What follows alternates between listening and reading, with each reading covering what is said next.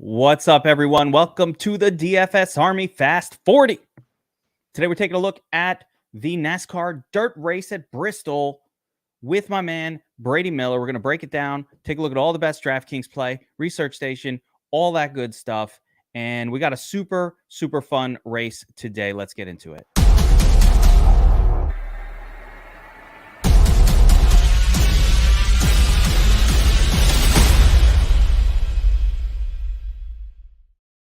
All right, my name is Kevin Allen, aka The Geek from DFS Army, and I've got Brady Miller here with me. Brady is the NASCAR GOAT. Crushing bets. At this point, Brady, on this show, we've given out like winners 3 or 4 times already this season. There haven't been that many races. It's like it's been a good 8. season. To start this season off, what are we at? Like race 8 or whatever. We've had like 7 or 6 or 7 like plus 2,000 winners of races, and we've managed to track down 3 of them. So it's been a good start.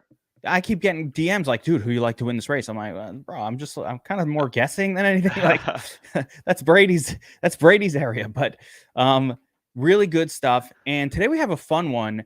Bristol dirt track. By the way, if you have not watched NASCAR, if you're watching, I just DFS it or whatever. If you haven't watched, this is a pretty fun one, I think, to watch, Brady. It's, it's on a dirt track. They're slipping and sliding. It's a little bit more of kind of like what you think of when you think of kind of like dirt. I mean, we've seen it on with dirt bikes, I guess, and these other little sort of vehicles, but seeing NASCAR full blast vehicles in dirt, it's just interesting. It's bizarre. Yeah, it's fun. And if you live like in the South or even like the middle of the country, you're probably 10 minutes away from a dirt track. They're very ubiquitous in, I hate to use the term, but the flyover states. There's dirt tracks all over the central U.S. and the southern U.S. So it's a throwback to NASCAR's roots in a way. Kind of exhibition race, though it is a points race. It is a bit of a novelty. There is going to be some silliness to it, but it's a lot of fun, and it's not entirely unpredictable like we will deal with next week at Talladega, which my feeling on plate races. So this is our last gleam of hope. Our breakdowns for plate races with Brady, it's not the best. It's just very cranky. But I'm going to tell you, I liked it. I liked it last year. And so a couple of the questions I have, predictability here. We know that there are some mudders in NASCAR, guys who came up on those dirt tracks, in those flyovers. I've never been to any of those places. I never saw a dirt track. They don't have that in Brooklyn. Yeah, no, there's not many dirt tracks in Brooklyn. No, they didn't have it. But we saw it last season, and we kind of went into the last year's race thinking, oh, the guys who are good in the dirt, they're going to do great here. And I don't know if that's how it went. What do you think? What have you seen so far with the trucks this weekend and with practice and all that? Give me some insights. Yeah, so last year when Bristol Dirt debuted, so this time last year it was the first time in many, many years, and I'm talking like 60 years or something, that the Cup Series drove on dirt. And we kind of came into that weekend expecting the dirt guys, like you said, Kyle Larson, Christopher Bell, Tyler Reddick, Chase Briscoe, those guys that have some dirt racing chops to come in and dominate the weekend. And that really wasn't the case for one reason or the other. The way they didn't prep the track correctly, and it kind of just got spread out. Nobody could really pass. And Joey Logano, who has next to no dirt track experience, ended up winning that race. And all the dirt guys kind of didn't do anything at all. Like Larson and Bell, who are like the premier dirt trackers, finished in the 30s. So coming into this weekend, a big part of the thing was to figure out, will these dirt trackers have an advantage, or will it be like last year where it's just track position is so valuable?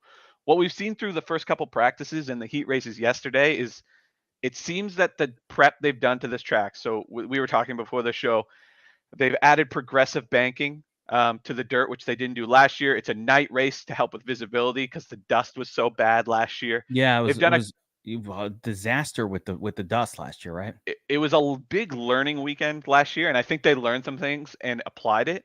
And from what I can tell, these dirt guys that we know do have an advantage. We saw Christopher Bell dominate his heat race. He started his heat race yesterday in like 4th and immediately got to 2nd and then ran down Kyle Busch in a couple laps, and it was only a 10-lap heat on a race with 22nd laps. So it's a 5-minute race, and he rocketed to the front. We saw Kyle Larson do the same thing. We saw Reddick dominate his heat race. Like, it seems like these dirt guys, the way they prep this track and the way they're able to manipulate the way the track changes from lap to lap to lap, they do have an advantage over some of these guys who don't necessarily have that dirt pedigree. Because that's the thing about dirt racing, and I said that I talked about this in the truck podcast yesterday. It's not like an asphalt track. It can take rubber. It can do this. So a track can change over the course of a 500-mile race. But for the most part, if you start the race well, you're going to end the race well. But a dirt track, you're moving the dirt around every lap. So every 10 laps, you're dealing with a brand new racetrack. And that's what dirt racers do so well, is they figure out what this track's going to look like in 10 laps, and they position themselves to exploit that. So it's a huge advantage if the track is going to react like that. I like it. And let's take a look at these heat laps and see if we can glean anything from some DFS Army exclusive data that we get here in real time on these heat laps. So you've got, I guess, I'm assuming these are the 4 heats, right? And look who's up top here. I mean, Tyler Reddick in his heat seems to completely dominate. I mean, not even close. Yeah. So one thing I will say about this is we have to keep in mind that, so in heat 1, the track is as fresh as it's going to be. The dirt is all fluffy. Your tires are cutting right into it. So these, naturally, the heat guys that ran in heat 1 are going to be fastest because the track is as grippy as possible. As more laps get laid down, the track becomes more compact. There's less grip, so you can't turn as fast of laps. So you have to keep everything in context of their own heat. But to your point, Tyler Reddick was a rocket ship, and he ran down in that first heat. He started, I think, maybe second, maybe fourth, but he ran down Ross Chastain within a couple of laps and passed him naturally. So Tyler Reddick absolutely has a ton of speed this weekend. Chastain did not do very well, even though he ran pretty well. Yeah, he spun on the last lap of his heat, so I'm like, wait, he was driving really nicely. His numbers look great, and then he finishes here. So I mean, I'm using these as predictive. Yeah, and I think they are predictive. Yeah. Chastain, he got straight up beat by Tyler Reddick. Like, he got passed, no spin, no anything. But Chastain was a second or third place car in that heat. He was very fast. Yeah, his times look great. And again, if we compare them by heat, so you do get a good feel. Like, one guy stands out, Dillon, man. Look at that. So I'm looking for standout performances. What happened to Kyle Larson in heat 4? He started in P6. It's a 10-lap race, so there's only so much you can do. And he was also racing, like, he was racing side by side for 6 laps with Ricky Stenhouse, who's also an elite dirt racer. So they were kind of just feeling each other out, racing each other. It's a 10-lap race. If it was a 20-lap, Kyle Larson probably would have got the lead, but nobody was really pushing hard. But it was clear that Kyle Larson was the dominant car in that heat. Yeah, no, I think we're getting some standout information here just by seeing these side by sides, and again, making sure to compare. Like Martin Truex Jr. clearly wasn't looking too great. Don't know what his deal is. I tend to not think that the old dogs are good at new tricks, so I kind of look at some of these older guys and think, not really exciting for me. I don't know. Yeah, Kevin Harvick is another one of those. He's probably not the guy to really worry too much about. Any other standout drivers? I see Kyle Busch did okay. Kyle Busch did okay. He started second, got the lead for a little, and then got gunned down by Christopher Bell. But Kyle Busch is just okay. Like, I think in the notes I had him kind of pegged for somewhere like 8th to 12th. He's not a standout dirt racer, but he's a very good racer in anything he sits in. So he should be competitive. The ones that, just like off the top of my head, Kyle Larson, Christopher Bell, obviously. Tyler Reddick was very fast. I think Ross Chastain is a lot faster than he's going to get credit for. Stenhouse sticks out. He did very well at this track last year. He's a great dirt track driver. And there's a couple more that we can talk about as we go through the list. But those were the standouts for me. I'm going to give you one other way that I like to look over these drivers. And oh my goodness, look at the price adjustments that DraftKings did. When did they put out these salaries? Because, looks like they figured it out. I'm impressed by whoever set these prices. Yeah, like what? They did it. I mean, there's a couple mistakes, like pricing Joey Logano that high. I get because he won this race last year, but he shouldn't be that high. But there is some overall, they did a good job this week. Yeah, I mean, for the most part, they did not give us a whole lot of edge here. Although I think there's some, like, they give us, I'm going to say some fades. Logano and Byron and these guys Truex, who weren't that great last year or didn't stick out. But I mean, you got the hike for Bell, you got the hike for Reddick. Man, they're not going to make it too easy here. One thing I like to look at is the win odds and compare it to the salary to sort of get a sense of, okay, who should I be on in these ranges? And, the way I look at it, Brady, is I just, it's very simple. These are already sorted by salary. So when I see a 19X, sandwich between a 51 and a 31 and a 61, right? I'm like, oh, who's that? Well, there he is, Ricky Stenhouse, the aforementioned, right? These are the guys that you're going to need to squeeze in with some of these studs, I think, to try to make it work. I want to see where Ty Dillon is. He stands out a little bit, but 41. How about Cole Custer? Yeah, Cole Custer, overall. he starts on the pole. So the way the heat races were, I hate the way they do the heat races, but it's a 10-car heat race. If you finish first, you get 10 points. And then you also get place differential points on top of your finishing points. So if you start 10th, finish first, you get max points. Oh, man. 20 points. So, but if you start first and finish first, you can only get 10 points. So Cole Custer started 9th in his heat, finished 2nd, ended up with 19 points, and he starts on the pole. But it's not, that there was some cautions in that race. I'm not as excited about Cole Custer, though. Impressed with his. Yeah, I've got concerns. I mean, Ty Dillon also, he was so good, but that caused him to start 7th, and it makes it difficult to want to use him starting there. So, how many laps is this one? I believe it's 200. Yeah, it's 250. So half the time of a normal Bristol race in 3 stages. And so we got 250 laps. It's half mile laps. These are fast laps. They're happening quickly, and cars are falling. I mean, if this is anything like any sort of, I mean, how much would this compare to a normal Bristol race? From a time From a point of view of, like, are these slower guys down 7, 8, 9 laps by the end of this thing?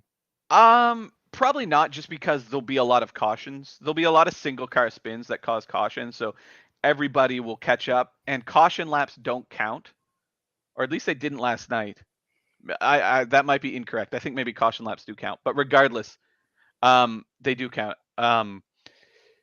There's just going to be more breaks in the action, and the speed difference between the greats and the not so greats isn't as pronounced as a normal Bristol race. Like, I think if we go back to that practice or that heat laps, like so for example, the 3rd heat, Justin Haley's winning that heat. He's running 19.8s compared to JJ Yaley, who's running 20.21. So it's the difference isn't that pronounced, and there's so many caution laps and so many breaks that you might have a couple cars a couple laps down, but not as much as a normal Bristol. Yeah, I'm seeing it. This is really, really interesting. Killicam always wants to leave salary on the table. I have not looked yet to see if I can't see leaving a whole lot of it. No, this race is priced pretty sharp. You're probably gonna struggle to put a line together that you feel good about with the full salary. Based on what we're seeing, these DraftKings did a pretty good job here. So let's of salaries, which is not the kind of race. That's more of a Daytona thing where you want to leave lots of salary on the table. We can do that next week. Yeah, well, let's save the salary leave-ins for next week, Killicam. Next week, we'll leave lots of it. All right, so let's get right into it. Up at the top, we already talked about some of these guys, but Kyle Larson coming in most expensive on DraftKings. A good mutter, so to speak.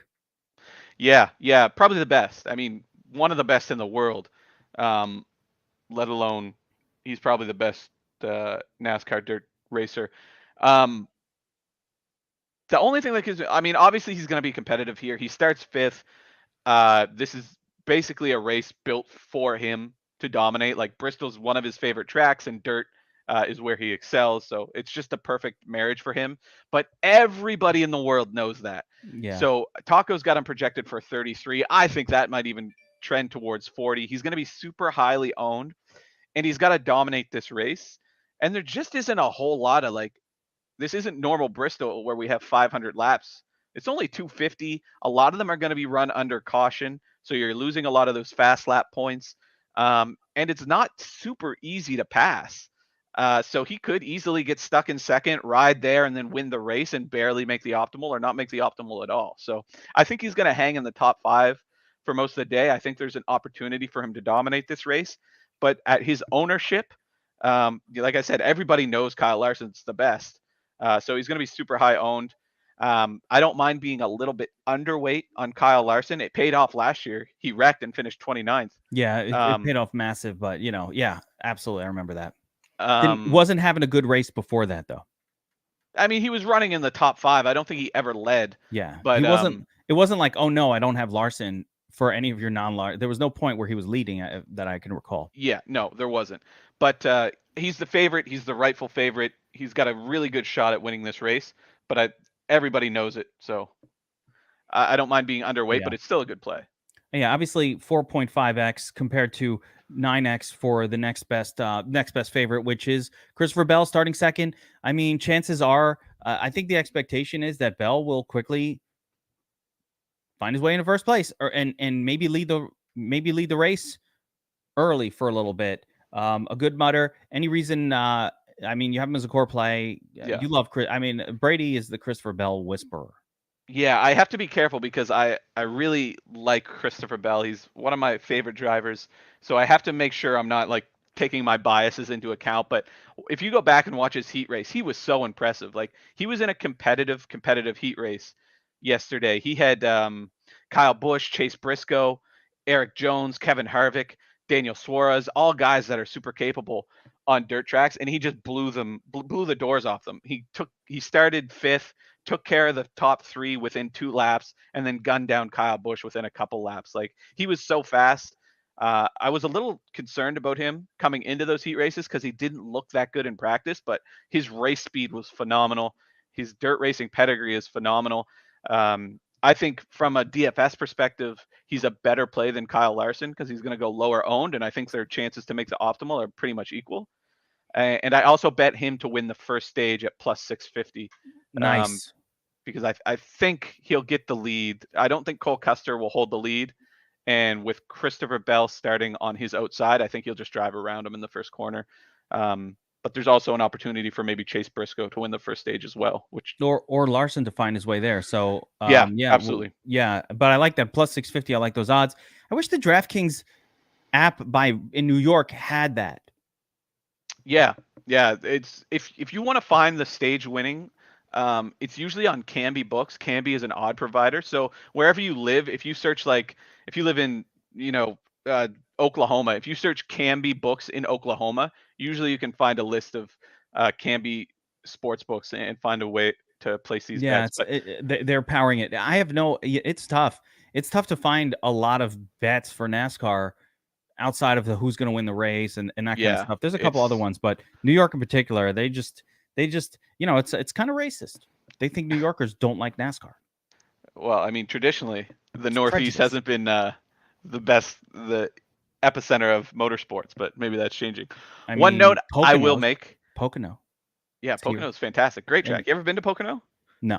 It's a great weekend. It's a great way to spend your weekend. Anyway, one thing I will note, and this is particularly relevant to everybody in the field knows this, but the dirt track guys will manipulate it more. The track will be prepped to start the race, so it'll be very light, fluffy dirt with a ton of grip. And a lot of guys will set up their cars knowing that dirt is quickly going to get packed and compressed down, and it's going to become much more slippery. So you might see a guy like Kyle Larson drop back at the start of this race because his car is set up for when that dirt gets compressed. So that's the only concern I have about betting the stage one is how these guys set up their cars for different track conditions. But regardless, I still think Christopher Bell is going to win the first stage. Here we go. I don't want to spend too much on Logano. He seems like he's too high owned for his salary. He won last year's race, kind of randomly, priced up a little bit here. Is this a guy you're excited about? Not really. They, like you said, they priced him up based on his performance last year, which super impressive from the perspective of he's not a dirt guy that won a dirt race, but it wasn't like he dominated that race. He just got the lead and never let it go. Last night he had a really good truck in the truck race, and he wasn't able to do much there. He never really led. He's not an out and out dirt guy. Yeah, they're That's taking the going to go and practice on. dominate. A couple of these guys took their practice on trucks last night. Chase Elliott, a name we always like. Good at a lot of different track types. Good at short tracks. Yeah, great short track guy. Has run a ton of laps. Like he ran like 100 practice laps in each second session. He ran like 50 laps in each truck session, and then he ran the whole truck race last night. So he's putting in the time. Looked okay in the truck race. Looked okay in his heat. He finished second. He started and finished second, I think. But not like he's a step behind like the Bells, the Reddicks, the Briscoes. So I think this race needs to get a little chaotic for him to be relevant. Very clearly, just to be clear, we need domination out of our 10K guys. Like you can't have, this isn't placed diff from 9th to 4th. That's not going to do it. We need domination out of this group. So the most likely dominators, Larson and Bell, hanging up top. And then I would say, this other trio of Logano, Chase, maybe Chase could dominate. And Willie Byron more of a place differential play here, but not necessarily a standout dirt guy. Yeah, William Byron's just kind of okay everywhere, but not. I mean, he's really good at different types of tracks, but he's not a standout dirt guy by any means. He finished 6th here last year. That kind of seems like his ceiling for Byron here. Nice. And remember, for those of you watching, if you like this type of video, we've got it for all things DFS. We got prop bet videos coming out on the DFS Army channel all the time. Make sure you subscribe to the channel. Hit that notification bell right now while we're going through this. Make sure you do that so you get notified when we go live. And whenever we're putting these videos out, you're going to want to see this stuff. There's great strategy DFS content across all sports. So make sure you hit that notification bell on the YouTube channel. Martin Truex Jr. starting 30th. That's about what is exciting about him. Actually, I don't want to skip Chase Briscoe. Yeah. You're not super high on him, 2.5 stars, but he's been great this season. Is it the starting position? It's the starting position, and I just had to take a stand somewhere here because I like so many of these plays coming up that Briscoe, I think it's Larson, Bell, Reddick, and then Briscoe. So he's the 4th of the top tier plays for me. He starts 4th. He needs to dominate. Like I said, I think he's the 4th most likely to dominate this race. So I bumped him down. There is a situation like he's going to start on the outside of row 2, which is the premier place to start. If you're not starting on the pole. So there is an opportunity for him to get the lead early and dominate the first stage. But like I said, I'm a little more bullish on Christopher Bell.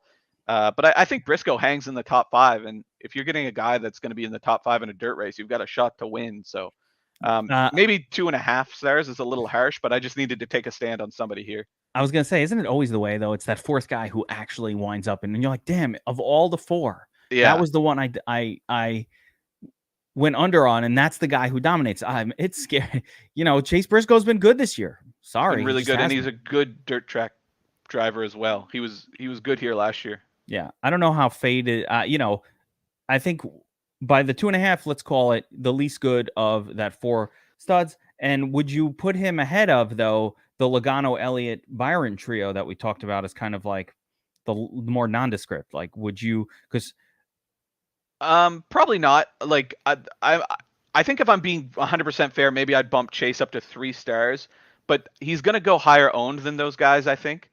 And I think the upside, he needs to dominate. His upside is domination. Whereas William Byron, Chase Elliott, if they're finishing top 5, that's their upside. Yeah, they're getting a little bit of place differential upside there. A little more than that.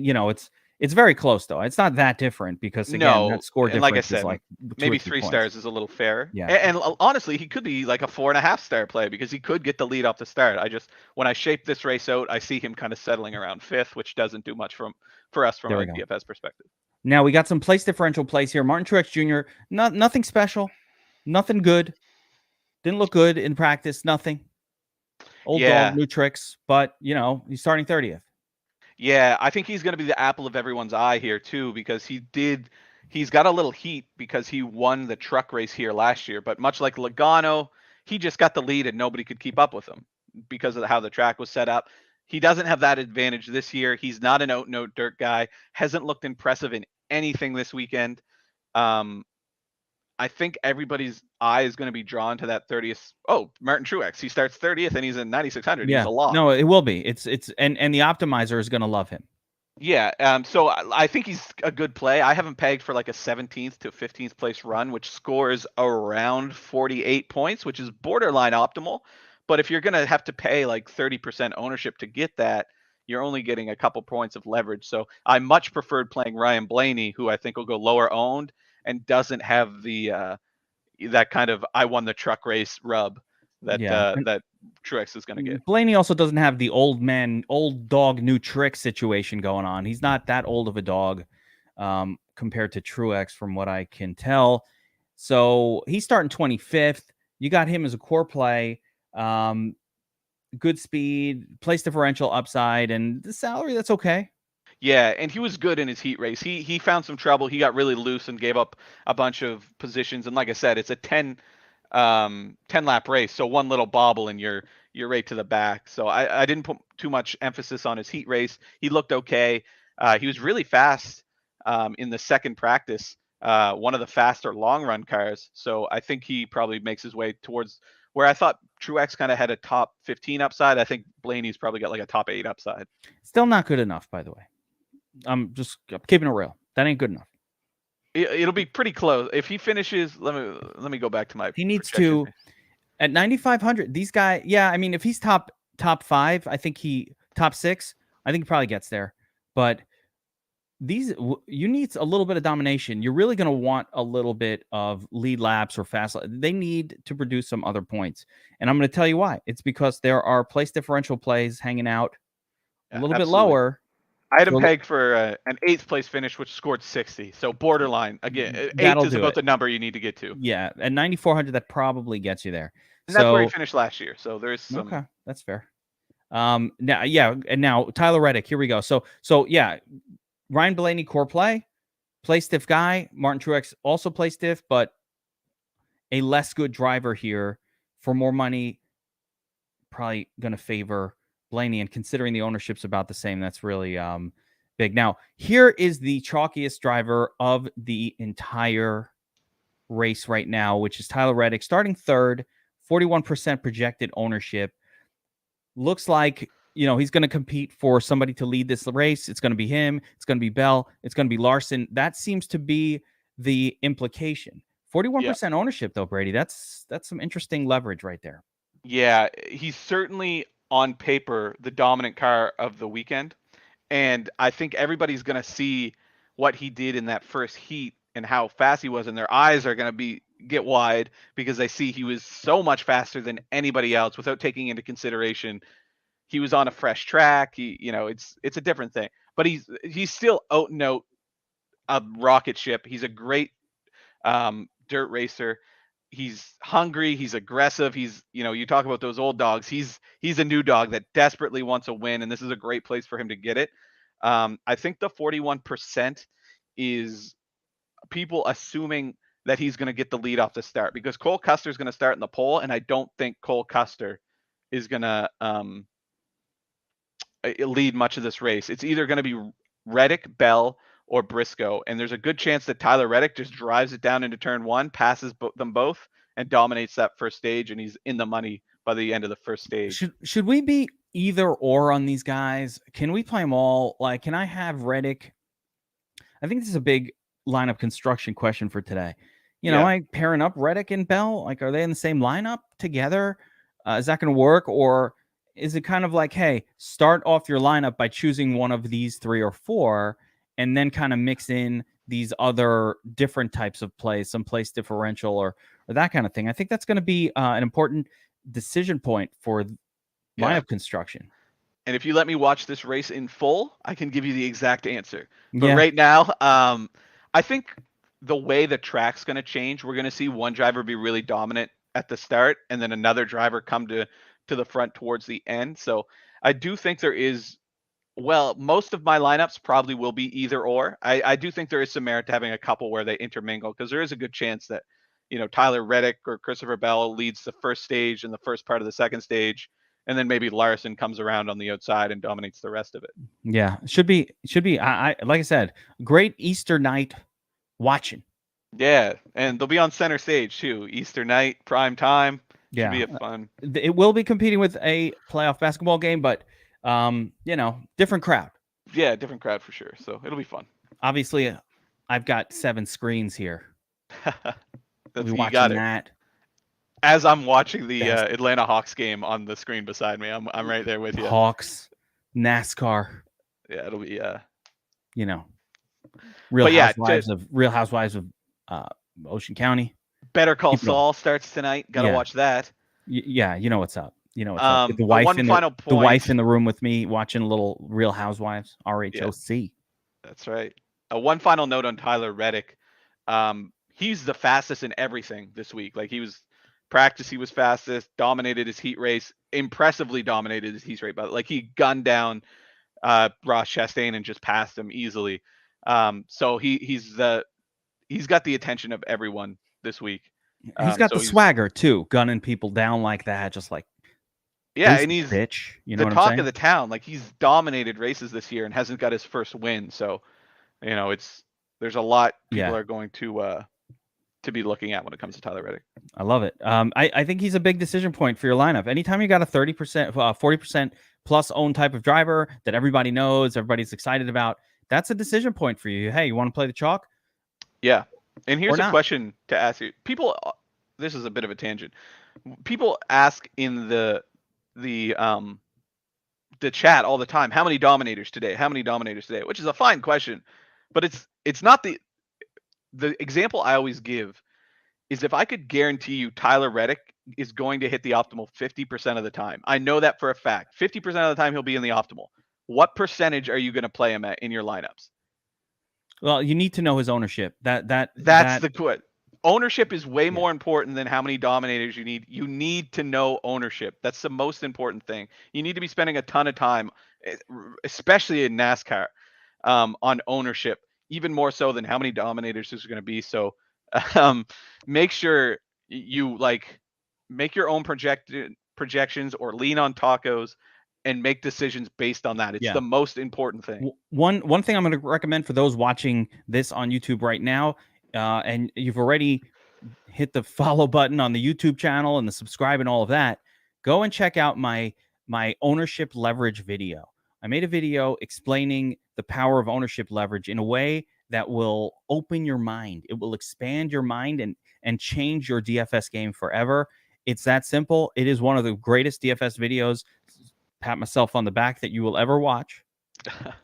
Pat myself right here. Absolutely. And go watch that video to understand why, even knowing why ownership is so much more important than the actual prediction of an outcome. Knowing the ownership is how you make money in DFS, much more so than projecting things. So that's really, really cool. Go watch that video. Yeah, all right. And just to put a cap on that, answer that question. Like, I guarantee he's going to be 50% owned. What ownership are you going to play at? Answer that question and answer it the same for the rest of your DFS life. Because if you do it correctly and you're consistent and you follow the process, then you're going to make money. I mean, in theory, you're going to make money long term. Don't flip flop. Just leverage answer ownership. That question. Yeah. And determine your strategy and stick with it. Well, the biggest thing with don't flip flop is you cannot chase what happened last week. So if you're going to do it, you must do it consistently, or else it doesn't allow your mind to accept what's going on. So you have to, once you start to understand, listen, I am not going to play the highest owned clear stud of the slate, and I'm going to choose not to do that every time, because the once out of 3 times where that works, it's going to be more beneficial than the other 2 times where playing the chalk didn't help me anyway because everybody else played him. If you've been burned by Kyle Busch in 4 races in the Truck Series, you've got to keep with it. You got to get burned the 5th time. It's how it works. Yeah, you just be consistent. All right, so speaking of Kyle Busch and Bowman, a couple of nondescript plays, 8th and 11th. Neither guy stands out. I'm not even going to talk about those 2. Let's go to, you can mix them in your lineups however you want. Yeah, Denny Hamlin and Ross Chastain are 2 big-time place differential plays. And I'm just going to, to me, Ross Chastain is an all-in play. I just want to have him in every lineup. Yeah, I'm pretty bullish on Ross Chastain too, more so than Denny Hamlin. Ross looked really fast in his heat race. Like I said, he got passed by Tyler Reddick. He got straight up beat by Tyler But Reddick. that's okay. But I love that's it. okay. Yeah. We know Tyler Reddick is better than Ross Chastain. Fine. But Ross Chastain is super fast. He doesn't have a dirt race pedigree, but his aggression and his driving style suits this kind of race really well. So, by the way, I love both of these guys. Even Denny Hamlin, old man, but he's good in non-traditional tracks. Also, that's been kind of like what he's, you only play Hamlin when it's not like a standard 1.5 mile. And he's good in the short. I love Hamlin here. 34th. yeah. This is why you don't have to play Martin Truex. This is what I was getting at before. I don't need Martin Truex Jr. I don't really need Blaney. I think Blaney, that's what I was saying about Blaney. He needs to not just, because what is Blaney super more likely to be in 8th place at the end than Denny Hamlin is? I mean, I'll ask you that for 800. Like, how much more likely is Blaney to get there for 800, 900 more than Hamlin or Chastain? Yeah, and the answer to that question is just how much stock you put into the heat races, because Hamlin was just straight up slow in the heat races. But you can explain that away a million different ways. Like, maybe he doesn't want to get in trouble. Maybe he wants to take care of his equipment. There's a million different things to explain why he qualified so poorly and why he was so slow in that heat race. But I mean, long term, you look at Denny Hamlin. There's very few times when he's come out and not been a factor. It's very rare. He finished 3rd here last year. So, I mean, there's his upside. 3rd place. He hits the optimal 6 times in a row. So yeah, there's definitely, you never count out Denny Hamlin in these spots when he's starting that far back, despite being as slow as he was in the heat race. He's still going to be a great play. Ross Chastain, the same thing. Let's start constructing our show lineup here, and I will have Ross Chastain in my lineup. Probably Denny Hamlin too, but Ross Chastain is my starting point for every lineup this weekend, pretty much. This is how I take my stand, Brady. I'm like, I pick a guy that cannot be out of the nuts unless he crashes. Yeah. For the most part, or some weird shit goes on with the truck. And I say, all right, or the car. And I'll say, all right, I'm just going to go over the field because he's 40%. Sometimes you got to choose to go over the field. Give me the guy starting 34th. And I love Hamlin too. I like him also. But if I go all in on a Chastain here and he crashes, all right. Yeah. Go eat some Easter chocolate and it's basketball. Forget about it. Yeah, it's a basketball game. Exactly. All right. D-Swizz starting 21st. Yeah, I kind of think he was really impressive in this race last year. And I think people are going to remember that and maybe overplay him a little bit. Like, Taco's got him projected at 25, where I think he should probably realistically be owned closer to 18 or 20. So I'm a little underweight on Suarez, but a little priced up here. Yeah, priced up, and he hasn't looked that impressive in anything. He's kind of run like 20th to 30 place lap times. I think maybe his upside is the top 15, but even that might be a little aggressive. And here you get the yeoman like Kevin Harvick. I like that you gave him 4.5 because he's starting in the back. He's a big name guy. He's not sexy this year at all, but I have a feeling like if he's going to get up for a race, maybe it's something like this. Maybe it's just, hey, this isn't my standard. This is something different and it's fun for me. I don't know. Yeah, and I think where Kevin Harvick, he knows he's probably not going to go out and win this race. So he's just going to ride around, stay out of trouble, keep out of the wrecks, and matriculate into a top 15 finish. That's just what he's going to do. He's just he knows his limits. He knows what he's capable of, and he knows a bunch of these young guys are going to wreck each other, and he's going to gain 10 positions just based off wrecks. So that's why I was bullish on Harvick, just because he's going to stay out of trouble and finish around 15th, which is going to score around 45 points. And at this price, that's good enough. 8,100. I mean, yeah, he's the price. I liken it, Brady. I'm gonna bring a fantasy football reference, and because everything in life is fantasy football. That's right. Everything is. You're a big USFL guy, right? Oh man, I am not. I'm not. But I'm gonna bring it around to fantasy football, and Kevin Harvick reminds me of Zeke Elliott this year. Yeah. And I'm going to tell you why. Because Zeke Elliott, when you think of him in fantasy football, it gives you the willies. Like, ugh, I don't want him on my team. He's ruined my. And you have the bad feelings about him because you paid in the past first round draft capital to get him on your team. And last year you paid like a 5th overall pick for Zeke Elliott, and he got you like a yeoman like 15 fantasy points per game. He is fine, but like he wasn't winning you anything. But now, like, so now everybody hates Zeke Elliott, but now you're getting him in like the 7th round. And for a 6th or 7th rounder, it's like, hey, wait a second. You know what? He's going to give me 16 touches per game, probably an average of 14 fantasy points, maybe a touchdown every other game. Okay, that's fine. That's like a perfectly reasonable price. But like he's appropriately priced now for what he's going to give you. That's what Harvick is. He's no longer, if you pay $10K for this guy and he's doing what he's doing this season, you're like, oh, I hate him. He's $8K. He's in the same price. He's hanging out with Ricky Stenhouse and Bubba. Those guys ain't winning shit either. He's not in the zone of studs. Now we get him for cheap. Exactly. Like, just to put it to this race, we glossed over Joey Logano so quick because but what if we price Joey at 5,200? Then he's a stone cold lock of the century. Like, if regardless of our handicap of the race hasn't changed, but the circumstances around him has changed, and that's what's happening here with Kevin Harvick. Yeah, like at 32, I could play him for 8,100. Okay, I'm I can get down with that. I'm fine with that. And by the way, the people are going to be more excited to play Ricky Stenhouse, who's starting 16th, and he's Ricky Stenhouse. Yeah, Ricky Stenhouse is that guy though. He's the mutter, right? Yeah, and he's the one dirt track guy that seemed to have an advantage last year, and he seemed to carry that over to this year. Like, he's been the standout for me. How much do you love Ricky Stenhouse today? Not enough to make him a core play, as you can see, but enough to make him a 5-star play. I think this is a great GPP play because I think some people are not going to recognize Stenhouse. He's priced up a little this week. He starts 18th. Like, this in a normal week, if we were at Atlanta, Stenhouse starting 16th, he's 7,700. I might play him like 10%. So you're going to get the carryover people who think this is a 10% type play. That's going to push his ownership down. When realistically, I see him as like more of a 25% play because I do think he's going to run in the top 5. The problem with Ricky Stenhouse, which makes him a GPP play, is he will drive this car through the wall to win.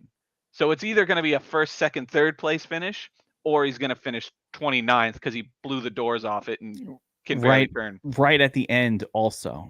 Yeah, and you're going to go, wow, that was the worst play ever. But when in reality, it was a coin flip. Either he wrecks or he doesn't. So that's what makes him an exciting play for me, is people aren't going to recognize how lethal he is at this type of race.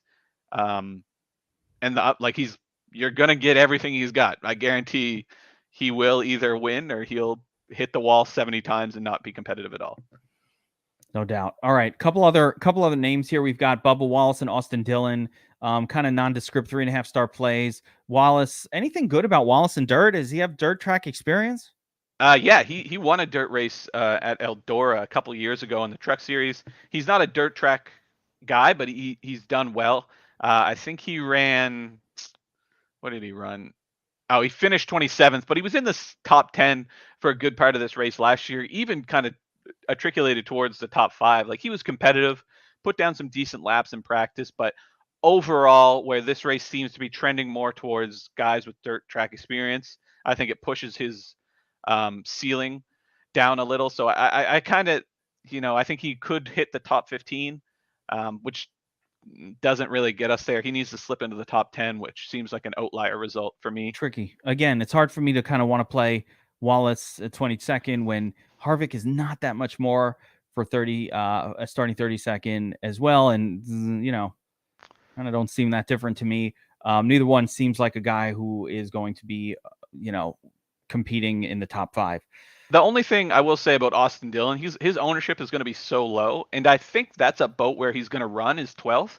So if this race gets stupid at the end and the top 6 wreck each other, then all of a sudden you've got Austin Dillon towards the top 5 and he hits the optimal. So if you're going to get it's the classic nondescript GPP play where you're like, how did he get in the nuts? He wasn't anywhere near it, but he just finds his way in at the end. Yeah, so I think it's a sneaky little play. And I've got an even sneakier play that we're going to talk about next, I think. So I see you love Eric Jones, so I'm assuming this is him. No, I mean, this is going out on a limb, bro, because no one wants to play Eric Jones. Very low owned, just nondescript. Yeah, which I like. Eric Jones is underrated. I think the fact that he was his whole career has been overshadowed by Christopher Bell.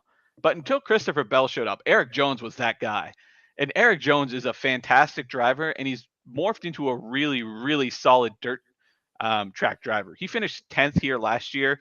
His cars are so much better. And one thing that got me really excited about Erik Jones, if you slip over to the heat race tabs, so yeah, and then go to the heat laps. If you highlight him in row 17 there, look at the end of that run. Yeah, he looked good. Those are really late. standout laps. In a heat race with a lot of heavy hitters in it, like that third or second heat race, and he stands out, like that got me excited. I think he has top 10 upside. I think he could even run in the top 5. I was really impressed with his speed. He's underrated, and nobody's going to play him. So I think even if you're playing him at 17%, you're going to get like 7% leverage on a guy with top 5 upside. Yeah, keeping in mind, a 5-star on an 11%er might mean, double it up 22. This isn't an all-in play, but yeah, I love it. I love how you got excited when you talked about him, and that gets me excited. And that's how it happens. That's how it happens. That's how you take down those tournaments, man. Yeah, and the odds makers noticed it too. Like he got priced up a little after, not a lot, not to draw attention, but they moved him. Where did they move Erik Jones? Yeah, he was plus 10,000. They moved him up to plus 6,600. Okay, yeah, that's which is a significant move. Yeah, so they noticed. I'm going to skip over these two turds and go right to Aric Almirola, starting 31st. Pretty bad dirt racer, according to you. Yeah, this isn't his bread and butter. He wasn't impressive at all at this race last year. I think he finished like dead last or close to dead last. Pretty slow in practice, though he did have some long run speed in the second practice, but that's more track conditions. And then you look at his heat times, just didn't even touch the 19s, which was a concern for me. Not great. One of the worst average lap times of the entire field. Yeah, just not great. And he starts 31st, but I think his upside, like if he breaks the top 20, I think it would be because of some carnage, which even at this low price, if he finishes like 20, Taco's got him projected for 23rd. That's not even going to score 30 points. So check out this awesome tool in case you haven't seen it. Hell yeah. But he needs to finish like top 16, and that just seems like a lot for a guy with a negative correlation when it comes to dirt racing.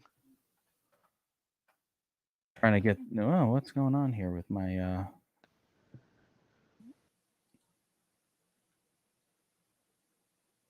I'm not even gonna worry about this right now. Maybe he doesn't have it set up yet. Something's got to be turned on that tool. So I was gonna show on screen that Aric, he'll need to finish, I don't know, starting 31st. I'm gonna say I can use it on. So if he finishes 15th, no laps led, no fast laps, that's gonna score him 44, which is probably about what you need to get there. Yeah, he's got to get to about 15th. Being one of the worst drivers, it's going to be a bit of an ask. And I think people are going to overplay him a little too. Yeah, that even seems low to me. I know not to doubt Taco's projections at this point. It's burned me so many times, but I wouldn't be surprised. You think he might go a little higher on? Yeah, could be. I think he'll be closer to 20. Could be. All right, so a couple of names here. I'm a little surprised. Michael McDowell, not necessarily a guy I was thinking about as a mutter, but starting 17th. This guy good? He's a good dirt racer. All of a sudden, yeah. I mean, quietly a really solid dirt racer. Looked good in his heat. If you look at his heat lap times, really competitive. He was in that competitive second heat, and he was matching lap times with Chase Briscoe and Kyle Busch. And he finished top 12 here last year. Which was really, really impressive. And his teammate, Todd Gilliland, blew the doors off everyone in the first practice. Like, he had great speed. So these cars have speed at 17th. Again, it's just one of these situations where nobody's going to want to play Michael McDowell, and you can steal 5-6% ownership for a guy that has top 10 upside. I'm seeing some weird shit going on here. So, I mean, even after this little group, and we got some high ownership on some kind of turdly guys, that I'm interested in. But Ty Dillon looked great, practice, great car, great everything. But he's still called Ty Dillon, and he's starting 7th. Can he hang? Is this the guy that we're gonna fade because he's Ty Dillon, and then he finishes 7th, and then it's all about the nuts?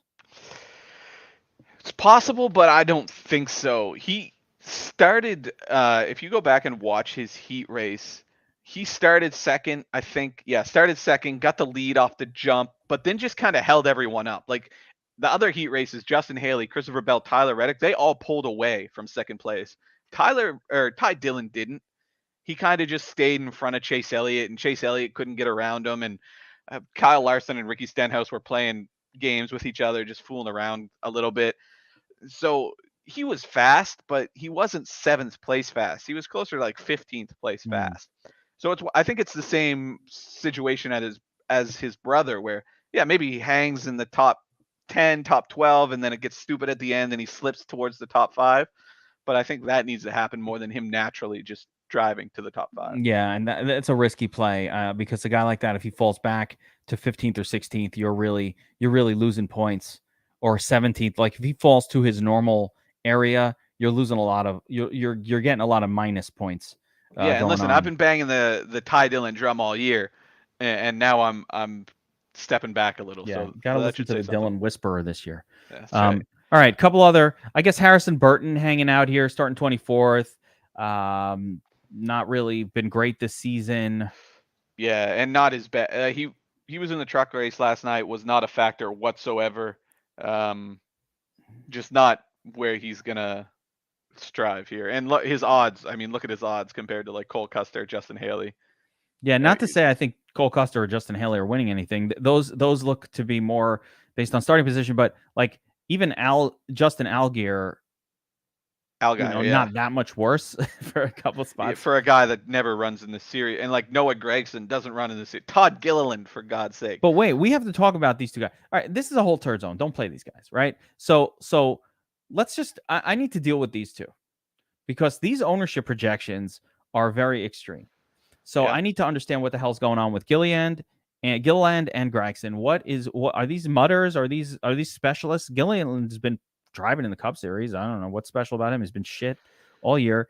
Noah Gragson is more of a Xfinity guy, right? Is he a dirt track specialist or colleague just bringing him in? What's going on here? Gragson, I wouldn't call him a dirt track specialist, but this is certainly the type of track like all throttle, need to be super aggressive. It's exactly the kind of race that Noah Gragson will thrive in. And his heat laps were competitive. He didn't finish well in his heat, but he was breaking 19. He was running like 19.8s, 19.9s, which should get him into the top 20, I think. For the price, that's very, very good. Yeah, so he's got top 20 upside. These colleague cars haven't been great, but they haven't been detrimental either. They've just been kind of top 25, top 20 cars. So I was really bullish on Noah Gragson, who has just looked okay all weekend. And at this price and this starting spot, that's all you really need. Todd Gilliland was kind of in the first practice, he came out and laid down some really quick laps. And even in the second practice, like he was fast. If you just glance at his practice times, they jump off the page. So I think that's where some of that ownership's coming from. At this price, you've got a guy who is running top 5 lap times, but when it came to race speed, he didn't really show the same thing. He kind of got run over pretty quick. Whereas Noah Gragson, you see him breaking 19s, and if you scroll up to Todd Gilliland, he was in the first heat, I think. He did not look that great. So he didn't carry his practice speed over to the race. So I'm more bullish on Noah Gragson, but at the price, you can play both of them. Gragson was just all right.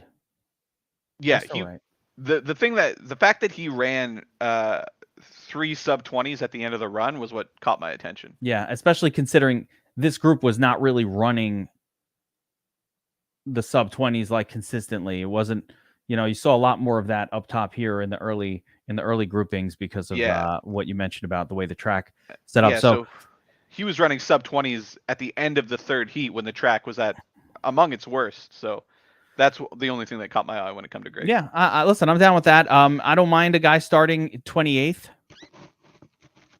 for 5,300 who didn't look terrible in practice. I think those are good things, and this opens up salary to afford a bunch of these studs. You could just throw in a Gragson in here. Let's say we did that, right? You could really do a lot with this lineup. You can, now we're talking Hamlin. If you want to throw Jones in there, you're special, which we don't even need to do at this point. But if we did that, then we're open to throwing Reddick and Bell. Not that we want to necessarily play two of these style of guys, but you can get a pretty heavy. You get a place differential lineup going. Ooh, I like this with Blaney, Hamlin, Gragson, and Chastain, and then your sneaky GPP Eric Jones and your Dominator. This is it. This is the one I'm using. I like it. Yeah.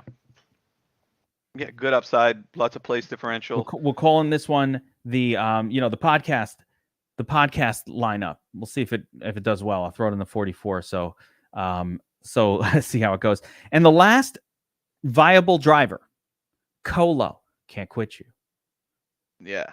I like Cory Lejoy. Is he anything special about him? Did he stand out in practice? Any reason to play him other than he's Colo? There's no reason to play him, but there's no reason not to. Like, he was just he ran some sub 20s. He looked okay. He's got a decent dirt track pedigree. He didn't get to run this race. He had trouble early in this race last year, so really we didn't see much from him. But 5,200 for a guy who just kind of perpetually runs, top 26. Like I said, if this race gets crazy towards the end, he gains a couple spots. He's worth at least having in a few lineups. Fair enough. And cheap. And, he probably, like we talked about with Gragson, same deal. You probably only need about a 15th place, 16th place finish to be okay at that salary, considering what you're going to be able to afford by having a guy like that in your lineup. So, that'll do it for this DFS Army Fast 40 breakdown. Again, if you're not signed up at DFS Army, you want to have access to the Domination Station Optimizer, projections, the cheat sheets, the notes, the research station. You could dive in yourself for every race. Get signed up at DFS Army. Use promo code GEEK to get 10% off your monthly VIP dues. Remember to subscribe to this channel if you like this style of video, and search the channel for that ownership leverage video that we talked about earlier. It's really, really important. It's a really important video to watch. It will improve your DFS game just watching that one thing. And that'll do it, man. Brady, any last thoughts? Who do you think is going to win? Let's get a win prediction. I asked you this question last time, and your answer was the thing that switched the light switch in my head to go play Ross Chastain back at the road course. So who do you think, based on what we've talked about coming in? You've only talked to me for like an hour and a half now. Based on what you've heard, who do you think? I feel like it's too chalky, but I really like Reddick to find his way to the front on this one. Yeah. And if I had to do a crazy, oh my God, Geek, you're fucking nuts, it would probably be Stenhouse. Yeah, I like both those. I agree with both those. I think if I had to make a pick, it would be Christopher Bell. I think this weekend has set up nice for him to break through and get another win here. And then if I was going a more long shot type of play, I could see something goofy. Like we have all this talk about dirt racers, and then like Kyle Busch wins, like something silly like that. Something weird. Yeah, something I think we've probably got it. If it's Bell or Reddick, Stenhouse, I think we've got a pretty good shot at getting the win. I would also throw Larson in there, but I think I agree. I think some chalk will win this week. Yeah, I feel like it's a little too chalky to like say Tyler Reddick, but he's I think he looked the way he seemed to be in the practices. Not to say I saw it, but he seemed to be with the number ones across the board. And I don't want to be. I'm hoping I'm not getting fooled by Heat 1 in the the differences that went on there. But no, I think it's real speed. And if you watch that heat, he tracked down Chastain and passed him. Like that's what wouldn't blow my mind if Denny Hamlin found his way to first place at the end. Yeah, that's what I mean. Like it could be like we have all this talk about, we're finally getting some new guys. Yeah. The dirt trackers are going to take over, and then just Hamlin comes and finds his way to the front. That would be incredible. I don't know that I'd bet all of these guys, but yeah, but I think it will be chalky though, and that's the thing. Like to hit a long shot winner, a long shot has to win. So I don't think we're gonna have a long shot winner today. But I'll keep an eye on the lap times and the live model, and if anything pops up, I will put it in the chat. Awesome. All right, that'll do it for the DFS Army Fast 40, Fast 36. Bristol Food City Dirt Race. All right, Night we'll see it. race. Well, yeah, I'm trying to like the Food City Dirt Race at Bristol. Yeah. All right, so we will see you in chat. We will see you at the top of the leaderboards. We will see you next time. Deuces.